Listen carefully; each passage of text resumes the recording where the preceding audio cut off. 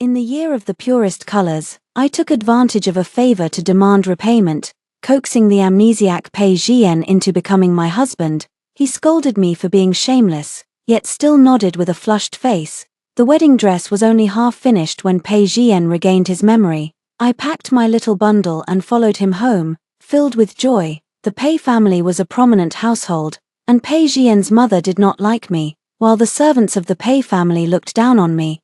Even Pei Jian seemed like a different person. Yunya is just a country woman from the countryside. Taking her as a concubine can be considered repaying her for saving my life. A concubine.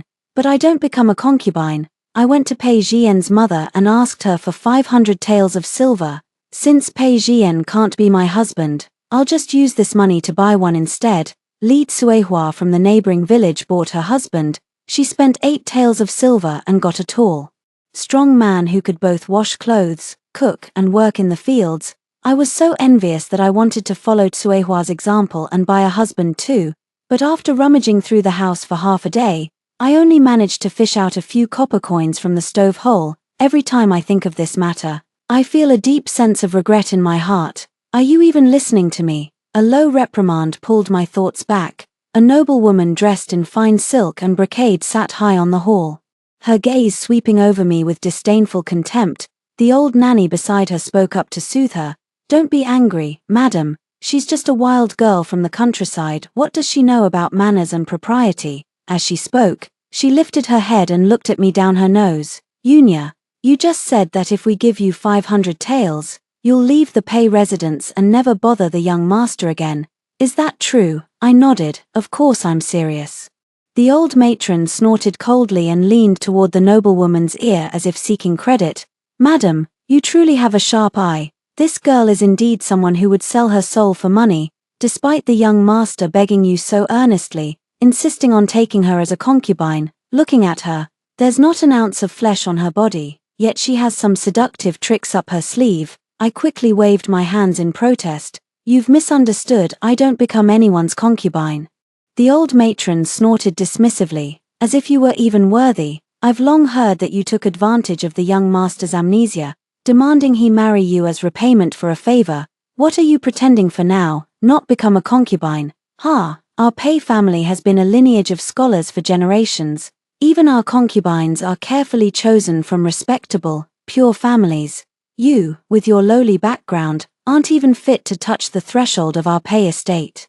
Don't think I can't see through your little scheme. You're just taking advantage of the fact that you saved the young master's life to put on airs here, trying to seek more benefits, aren't you? Hearing this, I got angry. What I want has already been made very clear just now. Just 500 taels. If you're willing to give it, then give it. If not, just say so directly. You do know I'm your young master's savior, don't you? Is this how you humiliate your own master's benefactor?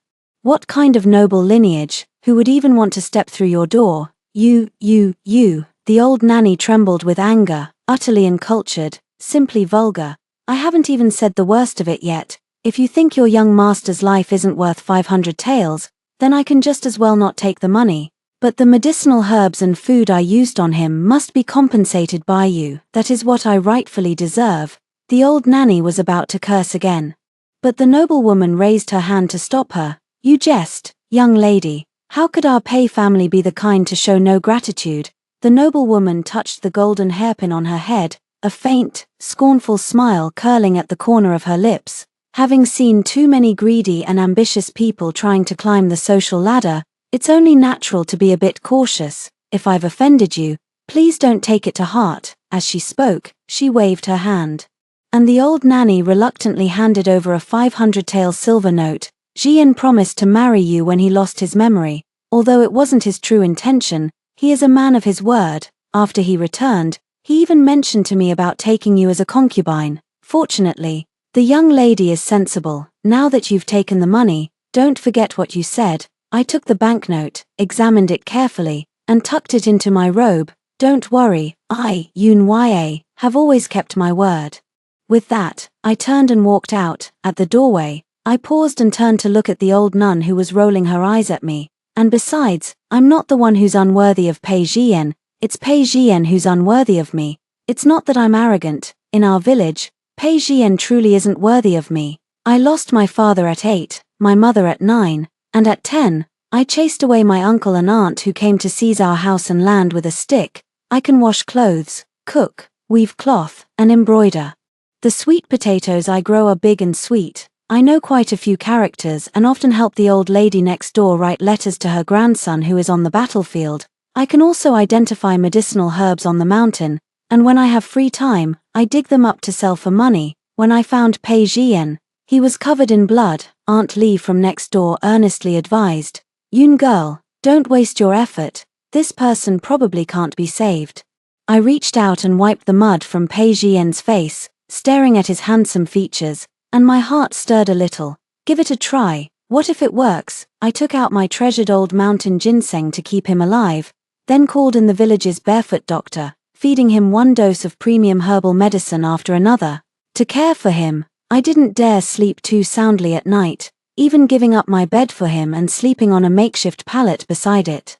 Years of savings vanished in an instant, but thankfully, Pei Jian finally woke up, but he had forgotten everything from the past, not even remembering his own name. Aunt Li felt it wasn't worth it for me. "Look, you've spent all your savings, and in the end, you've saved a fool. Yun girl, you've lost big." I chuckled softly. As long as he's alive, that's all that matters. Pei Jian spoke very little, always sitting silently by the door, his handsome face carrying a faint trace of confusion. No matter who tried to talk to him, he wouldn't respond. Only when he sees me does a faint smile ripple at the corner of his lips, his deep pupils gleaming with a dark, bright light. "Yunya, you're back." It's as if he's sitting there just to wait for me. I was hooked like a fish with its mouth wide open. Aunt Li was exasperated by his lack of ambition. "Look at how useless you are. This fool looks so delicate and soft-skinned. He can't even hold a hoe properly, clearly a pampered scholar who's never done a day's work in his life. He has no skills at all. How could he possibly be worthy of you? He's just got a pretty face. Is that really worth getting so worked up over? If you ask me, Butcher Zhong is a much better match for you. He knows how to make money, he's willing to work hard. And if you marry him, you'll never run out of meat to eat." I just kept chuckling. A scholar is good, a scholar is good, a scholar is educated. As for those chores, who does them doesn't matter. Yun have plenty of strength. Butcher Zhong is a decent man, but he goes 10 days to half a month without bathing. And I really can't stand it. I didn't take Aunt Li's words to heart, but Pei Jian did. He stayed silent all evening, and the next day he got up early to cook. In the end, the pot boiled dry, the rice burned, he got soot all over his face and hair, and his clothes were scorched with several big holes. Pei Jian stood awkwardly to the side, his voice filled with self-reproach. "I'm sorry, Yun you saved me, but not only can't I help, I'm just causing you trouble." Oh, that pitiful look of his broke my heart. I tugged at my sleeve to wipe the dust from his face, whispering softly, it's all right, you don't need to do anything. If you really feel bad about it." Pei Jian's dark, bright eyes fixed on me, as if waiting for what I would say next. A wicked thought rose in me, and I spoke. "How about you offer yourself to me instead?" Pei Jian blushed, then turned and ran off like a shy little bride. A strange, almost perverse excitement rose within me. That night, Pei Jian came over with his blanket in his arms. "Yunya, let's switch places. My injuries are almost healed. I can't let you keep sleeping on the floor." I replied with practiced ease, "Why not just offer yourself to me? Then we can both sleep in the bed." Pei Jian was taken aback for a moment, then ran off again. Hehe, how amusing. After that, whenever Pei Jian tried to strike up a conversation with me, I would immediately tell him to offer himself in marriage. Pei Jian looked serious, his brows furrowed in a stern expression. "Yunya, you're a girl. How can you always have such things on your lips?" He turned his head to avoid my gaze, but the tips of his ears were flushed bright red. "Hehe, I don't care, I'm just going to say it. Butcher Zhong came to see me again. He brought meat, hoping to plead his case once more. He said his butcher shop business was getting better and better, and he planned to rent a larger storefront in town. Once he saved enough money, he would buy a small courtyard house." "Sister Yunya." Butcher Zhong scratched his head. "I'm not good with words, but if you're willing to marry me, you won't have to do any work. I promise to give you a good life." My head was spinning, and I had to rack my brains to find the right words. After a long, roundabout explanation, I finally managed to turn him down. I watched Butcher Zhong leave, and when I turned around, I saw Pei Jian standing behind the door, staring at me with a gloomy expression. He leaned against the door with one hand, his fingers nearly digging into the door frame. Before I could speak, he suddenly let out a low HMPH, turned his back, and ignored me. That evening, when I finished cooking, Pei Jian stared at the meat in his bowl and didn't touch his chopsticks. "What's wrong now, my young master?" Pei Jian's voice was icy cold. "You held his hand today, huh?" "Oh, he was talking about Butcher Zhong." "What holding hands?" "I was just stuffing money into his hand. We can't just take his meat for free, can we?" Pei Jian pursed his lips before finally taking a bite of meat. "Yunya, should I go out and earn money too?" "I already told you, you don't need to do anything," I said between big mouthfuls of food. "I'm not short on money, just a husband. Why don't you offer yourself instead?" I had only meant to say it to tease him and lighten the mood. I thought Pei Jian would scold me again with a stern face for being shameless, but after waiting for a while, I heard him softly say, Before I could even swallow a mouthful of rice, I nearly choked. "What did you say?" "Marry me." Pei Jian blushed, not daring to look at me. I said it's fine. I was so happy I couldn't sleep all night, holding my money jar and counting my meager savings. "Tomorrow I must go to town early to buy a few yards of red cloth. I want to make my wedding dress myself, embroider the red veil, and use good fabric for the wedding quilt. How many tables should we set for the banquet? If possible, I'd like to replace the bed with a larger one. And the leaky roof really needs a proper renovation." As I thought about it, my eyes welled up with tears. "Father, Mother, your daughter is getting married. I will have a home again, a family, and in the future, blood relatives of my own flesh and blood. I will also become a parent myself. Don't worry. Your daughter is strong and capable, and I will surely make my life flourish and prosper." I thought to myself, little did I know that fate is determined by heaven, and in this world, nothing ever goes as one wishes. On the 5th day at the Pei residence, I decided to leave. The bundle was still the same one I had carried when I arrived, patched and worn. The difference was, there were an extra 500 taels of silver notes inside. I sat by the door, waiting for dawn. As the grey mist dispersed, Pei Jian, whom I hadn't seen in a long time, appeared before me. He looked somewhat weary, but upon seeing me, he still managed to force a smile and sat with me on the threshold without saying a word. After a long silence, Pei Jian finally noticed the bundle I had placed beside my hand. He frowned, somewhat uneasy. "Yunya, why did you take this out?" "Throw it away," I replied. I wasn't lying. Now that I have money, the old things from before really should be thrown away. Pei Jian breathed a sigh of relief. "Good, it's good that you threw it away. I'll have someone bring brocade to make you new clothes. Along with gold, silver, and pearl hairpins. You can have whatever style you want. Once we're married," his voice softened. "Once we're married, everything will be fine." His words sounded more like he was comforting himself. But, is it really marriage, or is it taking a concubine? I didn't expose him. After another stretch of silence, Pei Jian spoke again. "Yunya, I'm going on a long journey." "Alright, aren't you going to ask where I'm going?" "Does it matter?" "It doesn't matter." Pei Jian smiled. "What matters is that when I return, we can get married." In truth, I knew he was escorting his cousin, who had been recuperating at the Pei family home, back to Jiangnan, and along the way, they would discuss their marriage. Marrying his cousin was the condition for taking me as his concubine. I had known all these things since the day I asked Pei Jian's mother for money. "Stay here and wait for me." "Okay." Pei Jian looked at me, his expression earnest and pleading, as if waiting for a promise from me. Dawn broke. I held onto the bundle and smiled at him. "Pei Jian, have a safe journey. Have a safe journey. But I won't be waiting for you anymore." After Pei Jian set off, I also boarded the carriage back to my hometown. The carriage swayed and jolted, and in a daze. It reminded me of the road I had traveled. When I first learned that Pei Jian had regained his memory, I was genuinely happy for him. At that time, I was halfway through making my wedding dress. One morning, when I woke up, Pei Jian's gaze toward me felt somewhat off. His once bright, dark eyes had dimmed considerably. He looked at me quietly for a long time before finally speaking.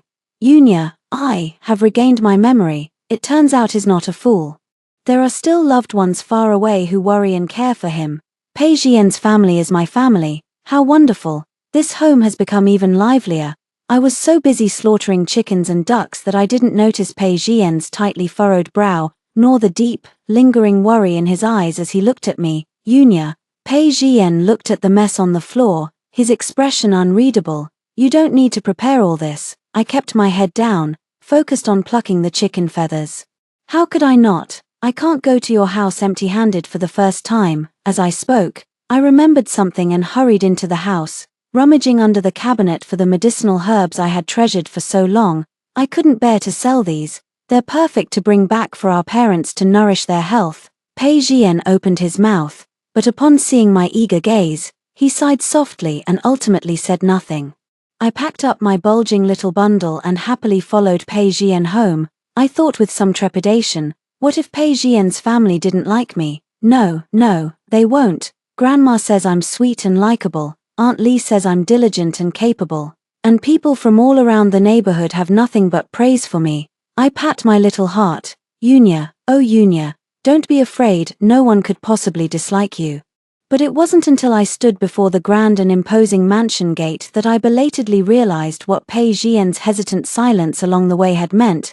I've never seen such a large house before. Even the mansion of the wealthiest squire in my old town couldn't compare to a tenth of this place. The vermilion doors were carved with exquisite patterns, and the two stone lions standing guard before them were imposing and majestic. Above, a gilded plaque bearing the name Pei Residence hung high, casting an inexplicable sense of intimidation that weighed heavily on the heart. Oh no, Pei Jian really does seem to be a young master from a wealthy family. The Pei family, having received the news, had long been waiting eagerly at the gate. As soon as we stepped down from the carriage, maids and servants rushed forward in a swarm, separating me from Pei Jian. In the chaos, someone pushed me, someone bumped into me, and someone stepped on my foot. Before I could even cry out in pain, I was shoved aside, watching helplessly as Pei Jian was surrounded and swept forward by the crowd. Several times, he turned back to look for me, but before his gaze could meet mine, it was immediately blocked by others. Pei Jiyun probably went to see his parents. I was taken to a quiet side hall, where several maids unceremoniously opened my bundle and began inspecting each item inside. The head matron raised an eyebrow and looked me up and down. Don't be afraid, miss. According to the rules of the Pei residence, everything brought into the estate must be inspected one by one. I was puzzled. Didn't Pei Jian tell you who I am? The matron seemed displeased that I had called Pei Jian by his name directly. The young master mentioned in his letter that you are a distinguished guest of our Pei residence, but the rules must still be followed. If some ill-intentioned individuals were to sneak in any unsavory items, we servants would have a hard time explaining ourselves. Forget it.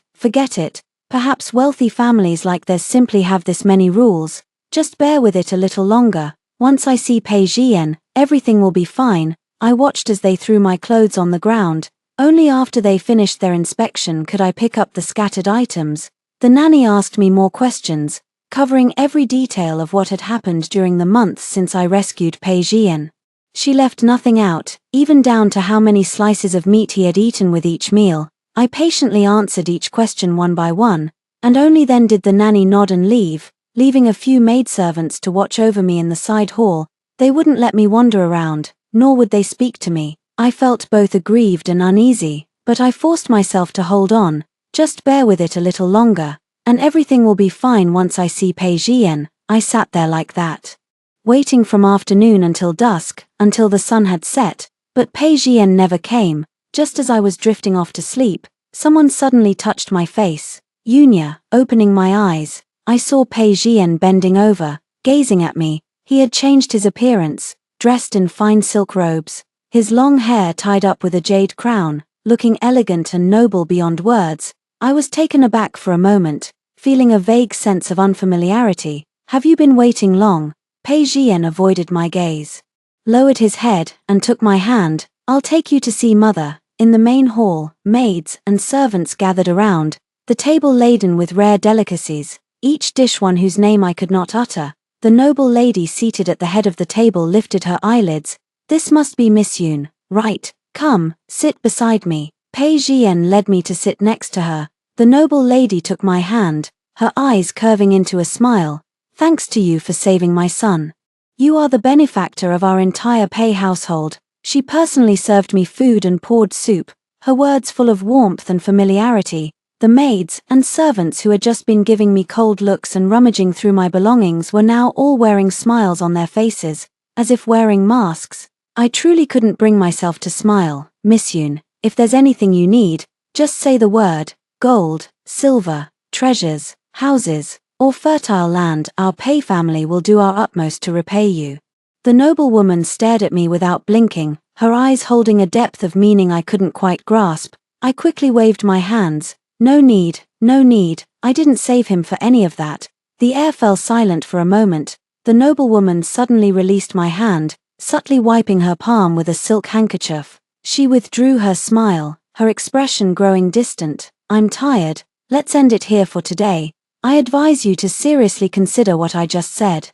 Turning to Pei Jian, she added, "Since you went missing, your cousin has been worried sick about you day and night, falling ill for quite some time. You should go see her more often." With that, she left, supported by her maid. "Pei Jian," I asked softly, "are you no longer able to marry me?" "No, that's not true." Pei Jian's expression was somewhat flustered.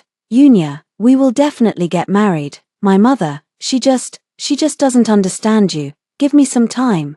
I will handle all of this. Believe me." "Okay." I was placed in a remote side room. The maids and matrons took turns watching me every day, not even letting me step out of the courtyard gate.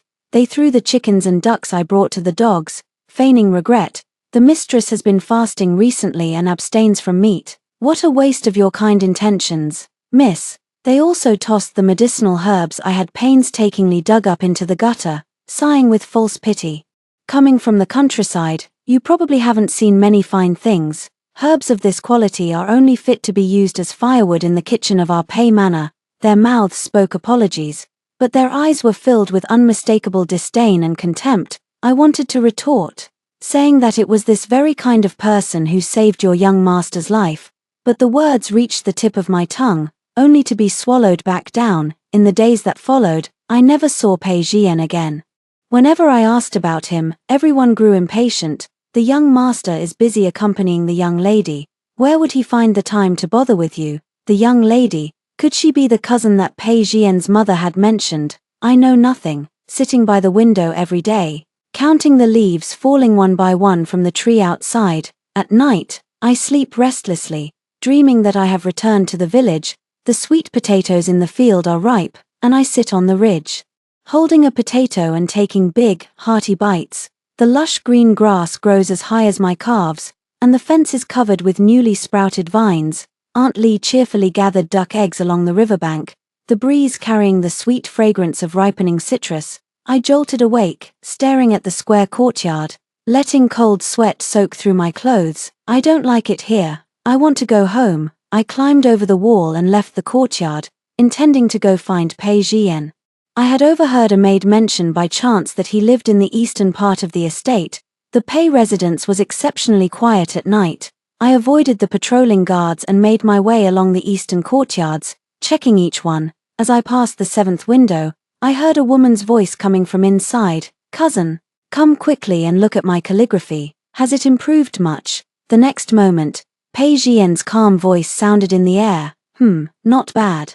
But it's still far from matching your calligraphy, cousin." The woman spoke with a coquettish tone, then paused before asking, "And what about that country girl you brought back? Can she read and write?" Pei Jian seemed somewhat displeased. "Why do you ask about her?" I heard. My cousin knelt in the ancestral hall for 3 days, begging his mother to take her as a concubine. "Yes, why? Given her background, even if she did you a favor, a few hundred taels of silver would have been enough. Why let her into the household? Did she use her favor to demand repayment, seeing the Pei family's wealth and influence, and cling to your cousin?" Pei Jian sighed softly. "This matter has nothing to do with you, but I'm thinking of you, cousin. I've seen plenty of poor people like her. They're the most cunning and insatiable. I bet she saw you were someone of importance when she saved you. And that's why she tricked you into marrying her. Cousin, you mustn't be fooled by her innocent appearance." The surroundings were utterly silent, the chirping of insects in the grass startlingly sharp. I don't know how much time passed before Pei Jian's voice sounded again. Yunya is just a country woman with no one to rely on.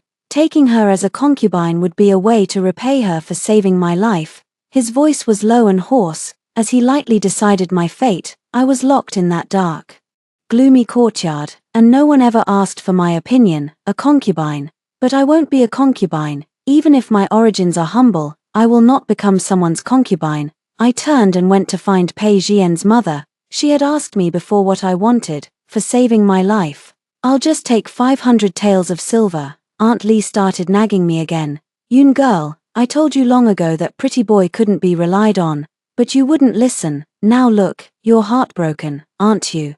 It's a good thing you came to your senses in time. Just come back and live your life steadily. But you just sent off one big fool, and now you bring back another. Oh my, Auntie doesn't even want to say anything about it. The second fool that Aunt Li referred to was named Arjiang, whom I bought from a foreign merchant for 20 taels of silver. That merchant came from Persia and had many foreign slaves in his possession. Arjiang was the only one among them with a Han Chinese face. When I saw him, he was confined in a not-so-spacious wooden cage, his tall frame compressed, making even sitting seem cramped. He wore a tattered linen garment, his hair was disheveled, and his sturdy arms were covered with deep and shallow whip marks. I stood outside the cage, staring at him for a while. He seemed to sense my gaze, his eyelashes lifting slightly to reveal sharp, piercing eyes. Like a beast lurking in the darkness, lust is a disease that needs to be cured. But I feel like my condition is beyond healing. Seeing my interest, the Hu merchant quickly stepped forward to make a pitch. He said that Arjiang was originally a captive of the Xiongnu. Earlier this year, our dynasty dealt a crushing defeat to the Xiongnu, and to show their sincerity, they not only paid tribute but also released our captives. But Arjiang was unlucky. He had already been sold to the Hu merchant before the release. I didn't even haggle over the price and immediately took out 20 taels of silver to buy him. The Hu merchants were ruthless. To prevent slaves from escaping or rebelling, they would feed them drugs that restricted their movement every day, perhaps because he had taken too much medicine. Arjiang seemed a bit dull and slow to react. I seized the opportunity to brainwash him. I bought you, so from now on, you belong to me. Understand? Arjiang's voice was low and pleasant. Understood. You must listen to me. If I tell you to go east, you absolutely cannot go west. Understand? Understood. What will you do if someone bullies me? Hit him. What should you call me? Wife? I nodded in satisfaction, reaching out to poke his firm arm muscles. Hey, that's great. At first glance, I can tell it will help me dig up lots and lots of sweet potatoes.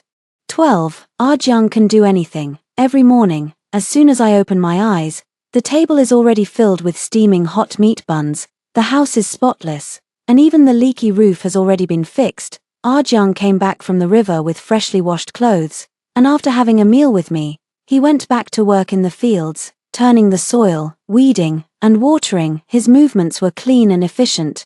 I sat under the big tree, happily munching on sweet potatoes, when we went into the mountains. Arjiang always accompanied me. I would dig for herbs while he hunted for game, and each time he managed to catch plenty of pheasants and hares. I gave some to Granny and Auntie Li. Auntie Li looked thoroughly pleased, praising him over and over, and finally stopped calling him the fool. Arjiang often had nightmares at night. Sometimes I would be startled awake by his heavy breathing. Seeing his pale face and the fine beads of sweat covering his forehead, he seemed to be dreaming of a painful past. His knuckles clenched tightly, almost to the point of drawing blood. He must have been a soldier on the battlefield before, facing slaughter and bloodshed every day. After being captured, he must have endured considerable torment, not to mention later being sold to Hu merchants and becoming a slave. My heart ached unbearably, and I reached out to wake him. Arjiang suddenly grabbed my wrist with such force that it felt as if he were about to crush my bones. The pain brought tears to my eyes. But then I saw Arjiang's eyes snap open, a fierce, murderous glint flashing in their dark depths. I was frozen in fear. Arjiang instantly came to his senses, quickly released my hand, and sat up in a panic. Darling, did I hurt you? I'm sorry, I didn't mean to. I thought he wanted to touch me but didn't dare. Clumsily wiping the tears from the corner of my eye. Please don't cry. I was wrong. How about you hit me? Without a word, I moved closer under Ajang's uneasy gaze and gently embraced him. Ajang, don't be afraid, no one will hurt you again. I softly patted the man's rigid back. I'll stay with you always. The house was silent inside, while outside the mountain wind howled. Ajang listened to his own increasingly clear, uncontrollable heartbeat, slowly reached out, and hugged her back. His nose filled with a faint, sweet fragrance. He leaned on her shoulder and finally slept soundly that night. After that day, I never made Ajang sleep on the floor again. I gave him half of my bed. And he slept beside me, which indeed brought him much more peace, and he rarely had nightmares anymore. It's just that I have poor sleeping habits. Occasionally, I wake up in the middle of the night to find my leg draped across his waist. Ajang lay there with his eyes wide open, his whole body stiff, the tips of his ears looking as if they were about to drip blood. I awkwardly moved my leg away. Sorry, did I hurt you? Ajang pulled the quilt over his legs, his voice hoarse as if ground by sand. It doesn't hurt. I wrapped myself up in frustration to prevent such a situation from happening again. But the truth was, it was of no use. When I woke up the next morning, not only were my legs wrapped around his waist, but my hands were also clinging to his neck like an octopus. Since we were already sharing a bed, it was time to bring up the matter of marriage. I pulled out the half-finished wedding dress I had been working on and continued sewing. Grandma made her signature sweet cakes. And Auntie Lee eagerly brought over many embroidery patterns for me to see. It's just that Ajiang has been leaving early and returning late lately, and I have no idea what he's been busy with. Late at night, as I finished the last stitch on the wedding dress and looked up, I saw Ajiang leaning against the window frame, resting his head in his hands as he watched me. Caught by my gaze, he grinned, revealing a set of bright white teeth, and with a long stride, he swung his leg over the windowsill and climbed inside. A brocade box appeared in his hand. Darling, Ajiang pulled over a stool and sat down in front of me, his eyes filled with anticipation. Open it and take a look. I did as he said and opened the box. Inside lay a pearl the size of a stone, perfectly round and plump, glowing with a soft, milky white luster. It was clearly priceless at first glance. I widened my eyes. Where did this come from? I hunted a white fox in the mountains and used the fox fur to trade for the money to buy it.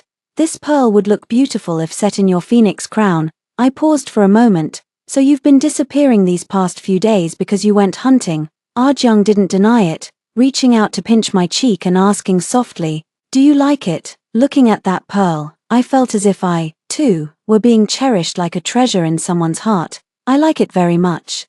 Ajang went into the mountains to hunt again, and with nothing else to do, I took the herbs stored at home to sell in town. Yet the usually bustling market was unusually quiet today. After selling my herbs, I sat in the inn eating wontons and overheard the people at the table behind me whispering, did you hear? Another person died in the southern part of the city last night. Really? Someone just died in the northern part a few days ago. What on earth is going on? Lately, there have been so many unfamiliar faces in town, they must be looking for someone. My nephew serves in the camp, and I heard they're looking for young Marquis Wei. Young Marquis Wei, wasn't he killed in battle when he defeated the Xiongnu at the end of last year? Exactly, we all said young Marquis Wei was a young hero, leading 500 elite soldiers in a night raid on the enemy camp, directly destroying the Xiongnu's stronghold and turning the tide of the war. TSK. Isn't that even stranger? If he was so formidable, how could he have died so easily in battle? I heard there was a traitor in the military camp, someone colluded with the Xiongnu and betrayed young Marquis Wei, which is why he went missing. Now, there's no sign of him alive or dead. Who knows whether he's truly dead or alive? Maybe he was lucky and survived. You make a good point. The two who died recently were indeed young men around the same age as young Marquis Wei. As soon as the words were spoken, the group let out a collective sigh of regret. I listened with a pounding heart, so frightened that I couldn't even finish my wontons. I had to hurry back and tell Ajiang things outside weren't safe lately, so it was better to stay indoors if possible. I had only taken a few steps when I heard the people at that table speak up again. By the way, what's the name of that young Marquis Wei? His surname is Wei, given name Zhao, courtesy name Wujiang, Wei Wujiang. I stood frozen in place, a sense of foreboding rising from the depths of my heart. By the time I got home, the sky had already darkened. The further I walked, the more I felt something was off. the surroundings were too quiet. Not even a single chirp of an insect could be heard. The moment I pushed the door open, a cold glint of a blade flashed before my eyes. At the same time, a strong arm wrapped around my waist, pulling me deftly away from the approaching knife tip. When I came to my senses, I saw several figures in black had appeared in the courtyard at some point. A Jiang held me, his gaze coldly sweeping over them, with a chilling intent to kill in his eyes. The leading man in black sneered, "Young Marquis Wei. You've certainly made us search for you." A Jiang ignored him, turning to me and speaking softly, "Wife, go inside and wait for me first." My fingers trembled as I tightly clutched his sleeve. "You, don't die." A Jiang's eyes and brows were tinged with a hint of a smile. "Don't worry, my lady spent money to buy me. I can't bear to see your money go to waste." I entered the room, closed the door, and the only sound left in my ears was the harsh clashing of blades. My mind could no longer think. Instinctively, I rummaged through the chest for a pair of scissors and sat by the table, waiting slowly. I don't know how much time had passed when the door was pushed open a crack. The moment I saw Arjiang, tears began to pour out as if a floodgate had opened. Seeing this, Arjiang panicked, rushing over in a flurry to wipe away my tears. "What's wrong? Are you scared, or are you hurt somewhere?" He checked me over from head to toe. I burst out crying, "Blood, there's blood on you, don't be afraid." "My dear, this isn't my blood." Half believing and half doubting, I followed his lead and carefully examined him from head to toe. Only after confirming he was unharmed did I finally feel at ease. My mind was filled with countless questions, yet I didn't know where to begin. Why is he hiding things from me? Was his kindness towards me also fake? Does he also have a cousin at home? What if his mother wants me to be a concubine too? How much should I ask for this time? 300 taels shouldn't be considered too greedy, right? Arjiang gently stroked my cheek with his fingertip. "What are you thinking about, my dear?" I snapped back to reality and quickly shook my head. "Nothing, my dear. Come back to Qingju with me, alright?" I looked at him, thought for a moment, and asked seriously, "Can you come up with 300 taels of silver? No matter how much my lady wants, I have it." "Alright then, I'll go back with you," I sniffled.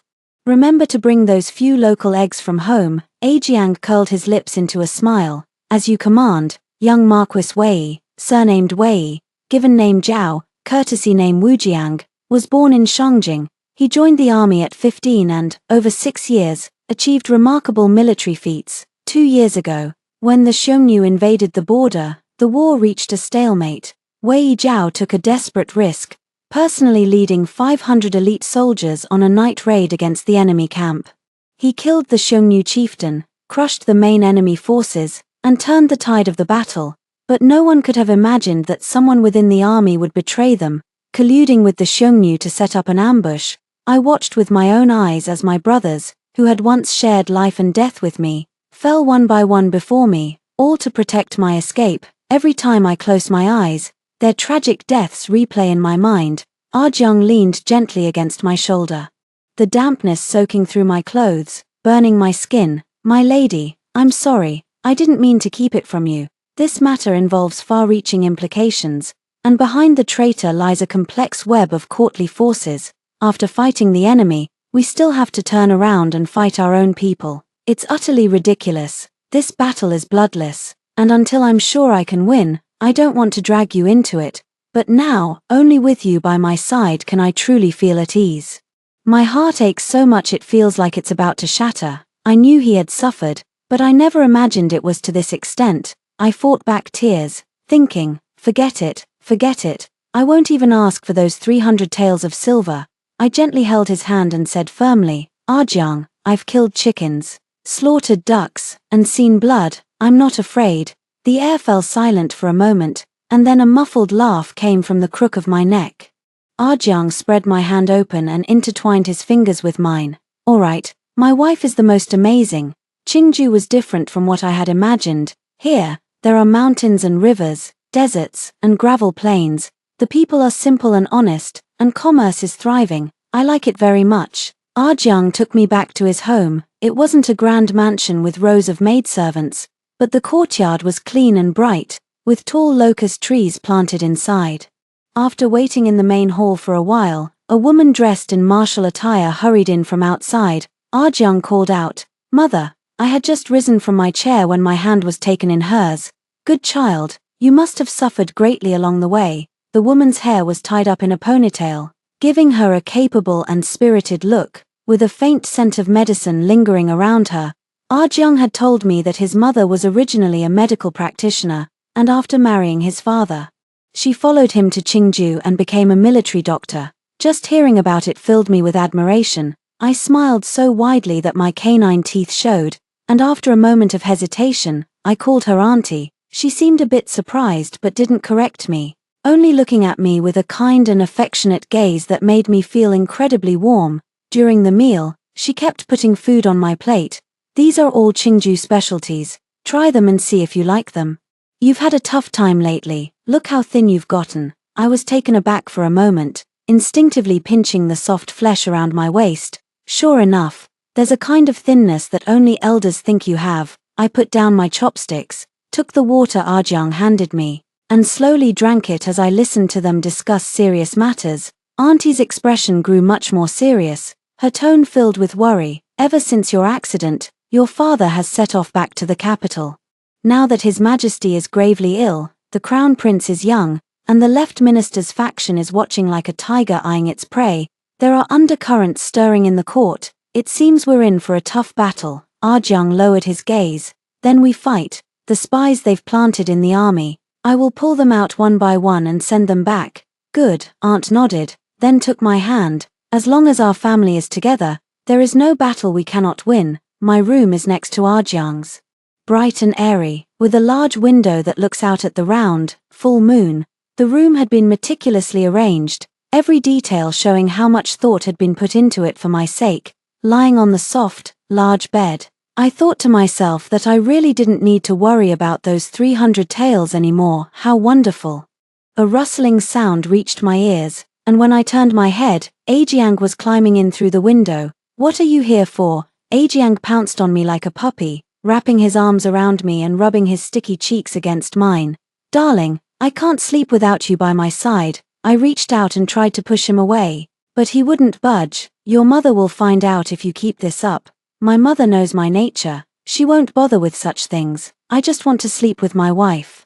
I was speechless, but I silently gave in. Sigh, I'll just spoil him then. Arjun's courage had grown quite a bit. He wrapped his arms around my waist, holding me so tightly I could barely breathe, his large hand gently stroking my long hair. After hesitating for a long time, I said, Arjun, I want to study medicine. With my mother. Yeah, I thought he would ask me why, but Arjun just looked at me and smiled. All right, my wife can do whatever she wants. The next day, Arjun brought up the matter. I'm strong, willing to work hard, and know many medicinal herbs. I'm sure I can learn well. My aunt looked at me with pleasant surprise. Without asking if I was afraid of hardship or exhaustion, she nodded in agreement without a second thought. The wounded soldiers' camp housed warriors injured in the war. Some had lost arms, others had broken legs, their bodies wrapped in bandages stained with patches of blood. Yet their faces showed no trace of the weariness brought by pain, only the joy of victory and a resilient, vibrant spirit. An old soldier leaning on a crutch proudly recounted his achievements, claiming he had slain 100 enemies, his blade chipped from the effort. The man with only half an eye left beside me took a sip of medicine and vividly recounted how he had burned down the enemy's grain depot. Amid the laughter and chatter, a young soldier sang a folk song from his hometown in slang. Suddenly, I remembered the bustling, peaceful streets of the city and the people living and working in contentment. So, that was the reason for their pride. There were also women and children in the wounded soldiers' camp. Some had lost their husbands and fathers. Yet here they had become family to one another. The aunties chatted and laughed as they cooked meals and brewed medicine, while the children ran around with peachwood swords. When we entered, everyone greeted us with a smile, calling out, Dr. Lin. Lin was the surname of Arjun's mother. My aunt took my hand. This is Yun-Ya, who will be learning medicine with me from now on, and is Jiang's future wife. Everyone cheered and teased, with the boldest auntie stepping forward to pull me around in a circle for a closer look. Oh my, you can tell at a glance that she's a blessed and good child. I gradually became busier. Every night, Arjun would climb through the window to spend time with me. After massaging my shoulders and legs, He applied a cooling ointment to my sunburned, flushed face. Tired, I nodded. But I've never been this happy and content before. I've learned many new characters and can already read prescriptions to prepare medicine. I've finished reading 2 medical texts. And I know a bit about acupuncture too. My courage has grown so much I don't even tremble when scraping bones or changing dressings for patients. I can treat simple headaches and fevers on my own. When Auntie Chin, who cooks for us, felt dizzy and nauseous, I examined her, and she recovered quickly. She kept calling me Dr. Yoon. I looked up at him from the crook of his arm, my eyes shining brightly. Arjiang, I love this kind of life. Arjiang stared at me for a long time, then lowered his head and gently kissed my forehead. I know, my wife is the most capable of all. The days passed one by one. The traitors in the army were uncovered one by Arjiang, their mastermind was identified, and they were escorted to the capital for trial. The fire followed the fuse all the way, burning onto the left minister. Letters from the capital arrived frequently, and the situation improved day by day. Though I couldn't understand the court politics described in the letters, seeing the increasingly bright smiles on everyone's faces made me happy too. I also cleared a medicinal herb field on the back hill and began trying to grow herbs myself. When the first batch of tender sprouts broke through the soil, I joyfully ran home to share the news, only to see unfamiliar faces in the mansion. Aunt Chin said that there were guests in the mansion. It's the newly appointed magistrate of Rome County, here to pay respects to the Marquis. The Marquis isn't in, so the madam is receiving him. I nodded and continued walking inside. Aunt Chin was still gossiping. You know, this magistrate is young and handsome, and he's not even married yet. Oh, that's not right, Aunt Chin frowned. I heard he has a fiancée who went missing some time ago. He was transferred all the way from the capital just to search for her. Ah, what a devoted soul. I was taken aback for a moment and asked, what's his name? Aunt Chin thought for a while. It seems, his surname is Pei. As soon as the words fell, my wrist was suddenly grabbed by someone, and then I was pulled forcefully into an embrace. Yunya, Pei Jian's voice rang out above my head. Yunya, is it really you? I've finally found you. Ah, Aunt Chin let out a sharp shriek. You scoundrel, how dare you be so rude to my young mistress? Take this, you spoon. Aunt Chin's iron spatula struck Pei Jian's back again and again, but he seemed not to feel it at all, holding me tightly in his arms. Where have you been all these days? Do you know how long I've been looking for you? It's okay, I've found you now. From now on, we'll never be apart again. I frowned and pushed him away abruptly. Master Pei, please behave yourself.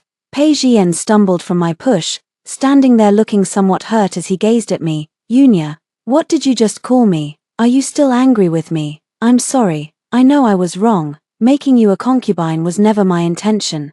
I've already spoken with my mother. I won't marry my cousin. Once I take you back, we'll get married. What? Aunt Chin exclaimed again. You shameless man still want our Dr. Yoon to be your concubine. My aunt stepped forward, shielding me behind her. Aya, do you know County Magistrate Pei? I briefly explained the past events. After hearing it, Aunt Chin shot Pei Jian another fierce glare. Pei Jian, I said, I saved you, and I took your family's money. We are already even, cleared.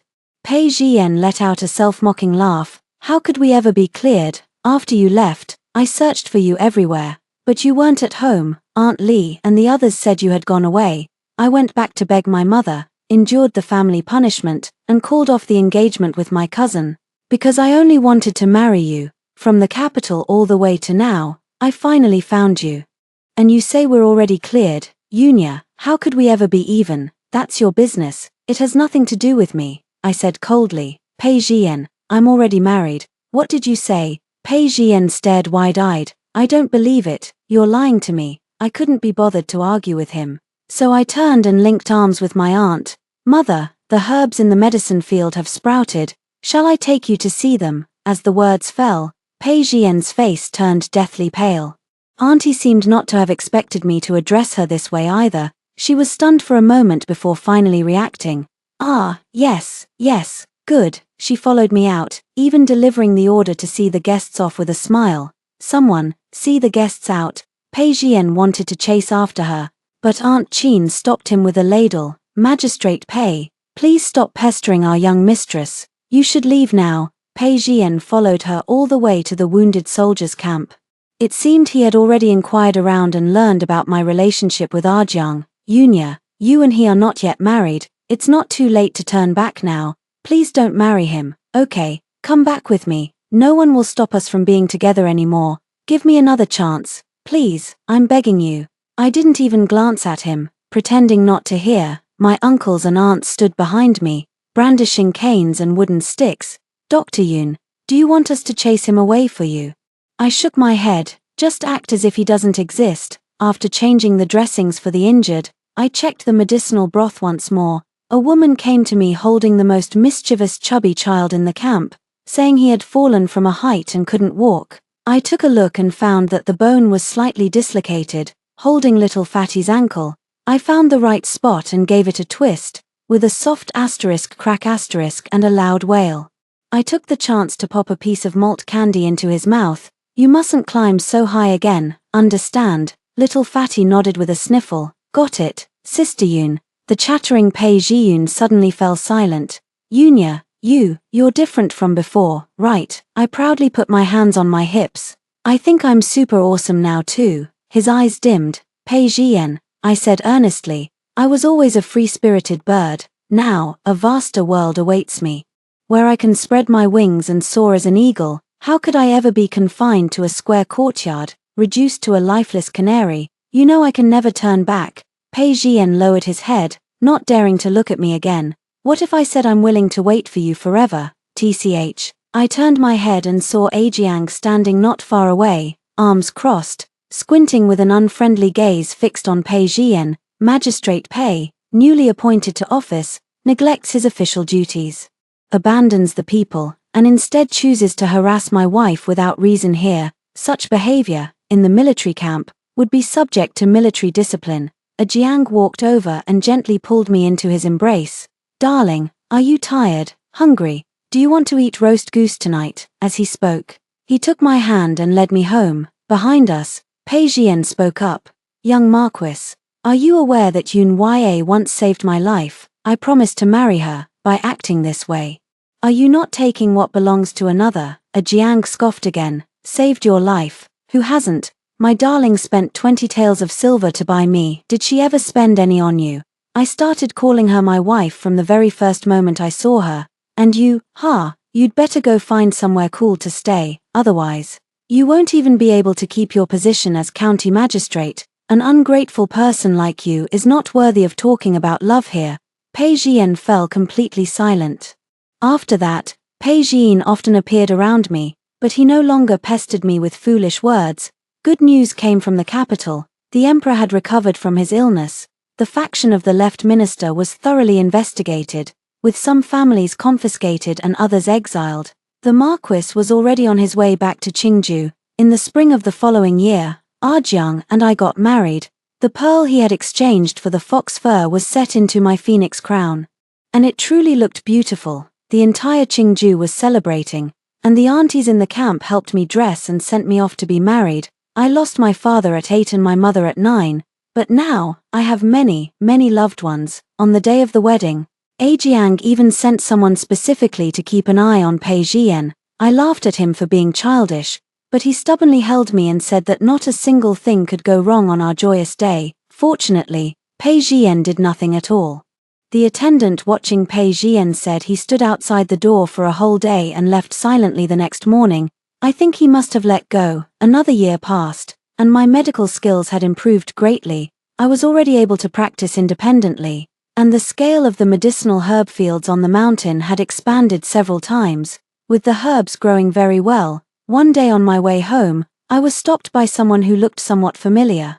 It took me a while to remember it was actually Pei Jian's mother. She looked much older, the former arrogance no longer in her eyes. Miss Yun, I've come this time to apologize to you. In the past, I was wrong to treat a pearl as a fish's eye, but none of this was Yang's fault. Could you? No, I cut her off. Pei Jian is a good official. He has done many practical things for the people of Rome County over the past 2 years, but that's all there is to it. I lifted the cloak covering me, revealing my slightly swollen belly. Mrs. Pei, I am already married. Mrs. Pei froze. After a long moment, She covered her pale face and lowered her head with a bitter smile. I truly brought this upon myself. That evening, Pei Jian came to my door to apologize, saying he had no idea his mother had come to see me without his knowledge. I didn't take this matter to heart, but looking at Pei Jian before me, I was still startled. He had lost a lot of weight, his cheeks sunken,